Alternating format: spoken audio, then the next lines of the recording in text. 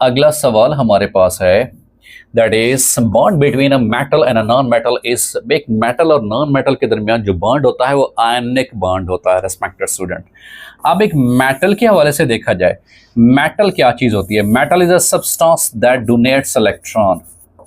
वो electron donator होते हैं। अगर इलेक्ट्रॉन डोनेटर हैं इट मींस केमिस्ट्री के हवाले से देखा जाए so they are basically electropositive in nature because they lose electrons और केटायन वो बन जाती हैं। नॉन मेटल क्या होते हैं? सब्सटेंस दैट एक्सेप्ट्स इलेक्ट्रॉन, जो इलेक्ट्रॉन एक्सेप्टर होते हैं बेटा, एक्सेप्ट्स इलेक्ट्रॉन। अब एक इलेक्ट्रॉन दे रहा है, एक ले रहा है। अब इलेक्ट्रॉन का देना या लेना किसी भी एटम को आयन बना देता है।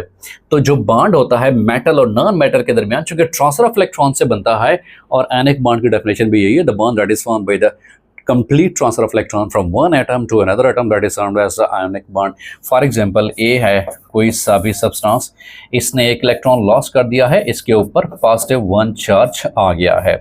और इसी तरह से B कोई सब्सटेंस है, वो एक इलेक्ट्रॉन रिसीव कर रहा है, एक्सेप्ट कर रहा है, B नेगेटिव चार्ज वन आ गया है जी। तो ये मेरे पास ये क्या है रेस्पेक्टेड स्टूडेंट्स? मेटल। ये क्या है? Non metal. और मेटल और नॉन मेटल के दरमियान ये जो हमारे पास ट्रांसफर ऑफ इलेक्ट्रॉन से बॉन्ड बनता है, बेसिकली वो कौन सा होता है? आयनिक बॉन्ड होता है। और अगर यहाँ पे ये देखा जाए तो हमारे पास पॉजिटिव चार्ज है, इसका नाम केटाइन भी है रेस्पेक्टेड स्टूडेंट। केटाइन और नेगेटिव चार्ज का नाम एनाइन भी है।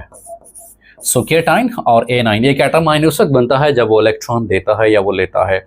सो ओवरऑल जो इलेक्ट्रॉनों के ट्रांसफर से बॉन्ड बनता है that is termed as the ionic bond, and the covalent bond is that type of bond which is formed by the mutual sharing of one or more electron. Mutual sharing of electron से वो bond बनता है। For example हमारे पास example है H2 की, hydrogen और hydrogen, इसका atomic number 1 और इसका एटॉमिक नंबर को मैंने डॉट से शो कराया है, इसका एटॉमिक नंबर 1 इसको मैंने क्रॉस से शो कराया है। दरमियान में बॉन्ड सिंगल, डुप्लेट रूल मुकम्मल, डुप्लेट रूल मुकम्मल, या कोई इलेक्ट्रॉन का ट्रांसफर नहीं हुआ, so that is called as the covalent bond and that is single covalent bond. अगले सवाल की तरफ बढ़ते हैं कि अगला सवाल हमारे पास कौन सा है। The next question is that is deforestation primary caused by urbanisation की वजह से होती है, यानी कि जिसमें शहरी आबादी जो है वो बढ़ती जाती है।